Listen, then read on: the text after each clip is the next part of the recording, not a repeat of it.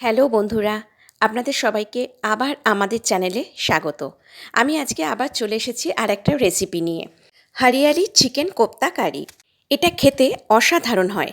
আপনারা একবারটি বানিয়ে দেখবেন, সত্যি খুব ভালো লাগবে। চলুন রেসিপিটা বলে দিই। এর জন্য আমাদের লাগছে ধনেপাতা, আমি এখানে 150 গ্রাম নিয়েছি, 300 গ্রাম চিকেন যেটা আমি ছোট ছোট করে পিস করে নিয়েছি, কাজু বাদাম, আদা, কাঁচা লঙ্কা, একটা লেবু আর ছোট কাপের 1 কাপ মতো দই। আচ্ছা, প্রথমে পেস্টের কাজগুলো করে নেব।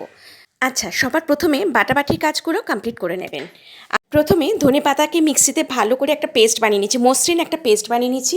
তারপরে সেটা একটা পাত্রে ঢেলে তার মধ্যে 1 কাপ টক দই মিশিয়ে ভালো করে ফেটিয়ে পাশে রেখে দিয়েছি।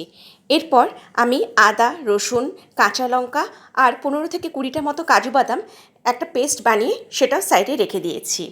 যে 300 গ্রাম মাংসের টুকরোগুলো আমি করে রেখেছিলাম সেগুলো মিক্সিতে ভালো করে পেস্ট করে নিয়েছি, মিহি পেস্ট বানিয়ে নিয়েছি। এবার সেগুলো একটা পাত্রে ঢেলে তার মধ্যে একে একে ধনে গুঁড়ো, জিরে গুঁড়ো, লঙ্কা গুঁড়ো, নুন স্বাদ অনুযায়ী, গোলমরিচ গুঁড়ো, 2 চামচ ছোলার ছাতু, আমি এখানে ছোলার ছাতুটা ব্যবহার করেছি, এতে বাইন্ডিং করতে সুবিধা হয়। আর দিয়েছি একটা গোটা লেবুর হাফ পাতিলেবুর রস আর 2 চামচ মতো রিফাইন্ড অয়েল। তারপর চিকেনের সাথে এই মশলাগুলো ভালো করে মিশিয়ে নিয়েছি বা মাখিয়ে রেখে দিয়েছি। এরপর যেটা করতে হবে, মানে মেন কাজ যেটা, সেটা হলো হাতে অল্প তেল মাখিয়ে নিয়ে লেচির আকারে ছোট ছোট বল বানিয়ে সেগুলোকে কোফতা বানিয়ে নিয়েছি। বলগুলো সব কোফতার আকারে বানানোর পর প্যানে অল্প তেল দিয়েছি, রিফাইন্ড অয়েল দিয়েছি। এখানে বলে রাখি, আমি এই কোফতাগুলো খুব ডুবো তেলে ভাজিনি, অল্প তেলে জাস্ট ফ্রাই করে নিয়েছি। এপিট ওপিট উল্টে আমি এটাকে হালকাভাবে ভেজে তুলে নিয়েছি। তেলটা অতি অবশ্যই যেন হালকা গরম হয়। সব বলগুলোই এভাবে হালকা এপিট ওপিট করে জাস্ট ভেজে তুলে নেব। আপনারা চাইলে, আপনারা যদি মনে করেন আপনারা ডুবো তেলে ভাজবেন সেটাও ভাজতে পারেন, বা যদি জলে সেদ্ধ করে নেবেন ভাবেন সেটাও করতে পারেন, কিন্তু আমি এখানে জাস্ট অল্প তেলে ভেজে তুলে নিয়েছি। আপনাদের যেটা ভালো মনে হবে আপনারা সেটাই করবেন, সবকটাই করা যায়। এরপর আমি তেলে আবার অল্প তেল দিয়েছি।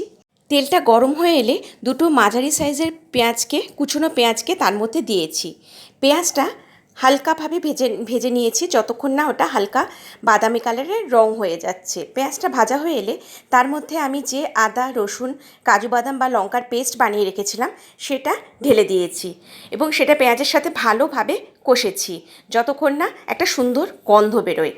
এরপর আমি অ্যাড করেছি ধনে গুঁড়ো 1 চামচ, নুন টেস্ট অনুযায়ী, অল্প হলুদ গুঁড়ো, আর আমি অ্যাড করেছি ধনেপাতা দই দিয়ে যে মিশ্রণটা তৈরি করে রেখেছিলাম সেটা আমি এই পেঁয়াজটা কষানো হয়ে গেলে তার মধ্যে ঢেলে দিয়েছি।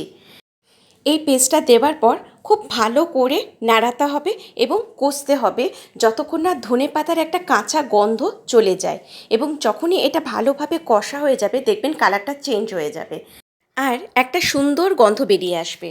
এখানে আমি অল্প জলও অ্যাড করেছি। আপনারা যদি বুঝতে পারেন যে মশলা কষতে কষতে ঘন হয়ে আসছে তাহলে অল্প জল এখানে দিয়ে দেবেন, কারণ এরপর আর কোনো জল ইউজ করব না, ওই মশলার মধ্যেই কোফতাটা রেডি হবে। এখানে আমি ধনেপাতা বাটার জলটাই দিয়েছি মিক্সিটা ধুয়ে। মশলাটা খুব ভালোভাবে কষানো হয়ে যাবে তখনই যখন বুঝতে পারবেন যে সাইড দিয়ে মশলার গা থেকে তেল ছেড়ে বেরিয়ে আসছে। মশলাটা খুব ভালোভাবে কষানোর পর আগের থেকে ভেজে রাখা সেই কোফতাগুলো এর মধ্যে আমি দিয়ে দিয়েছি। হালকাভাবে নাড়াচাড়া করে নিয়েছি, মানে কোফতাগুলো মশলার সাথে মিশিয়ে নিয়েছি। সেটা হালকা হাতে করবেন যাতে কোফতাগুলো ভেঙে না যায়। তারপরে ওপর থেকে অল্প চিনি ছড়িয়ে দেবেন, এটা টেস্টে ব্যালেন্স করার জন্য। লো ফ্লেমে 5 থেকে 7 মিনিট মতো রান্না হতে দিয়েছি। যখন রান্নাটা রেডি হয়ে আসবে ওপর থেকে অল্প গরম মশলা, গোলমরিচ গুঁড়ো দিয়ে 1 মিনিট মতো রান্না হতে দিয়েছি। গ্যাস বন্ধ করার আগে ওপর থেকে মাখন দিয়ে গ্যাসটা বন্ধ করে দিয়েছি। একটা ঢাকা দিয়ে 5 থেকে 10 মিনিট মতো রেখে দিয়েছিলাম। রেডি হরিয়ালি চিকেন কোফতা কারি। খেতে দুর্দান্ত হয়। এটা আপনি যে কোনো রুটি, ভাত, পোলাও সবের সাথেই খেতে পারবেন। একবার বানিয়ে দেখবেন, আমার মনে হয় খুবই ভালো লাগবে আপনাদের। রেসিপিটা আপনাদের কেমন লাগলো অতি অবশ্যই আমাকে কমেন্ট করে জানাবেন। আপনাদের সাপোর্ট না পেলে আমি কোনো মতেই এগোতে পারবো না।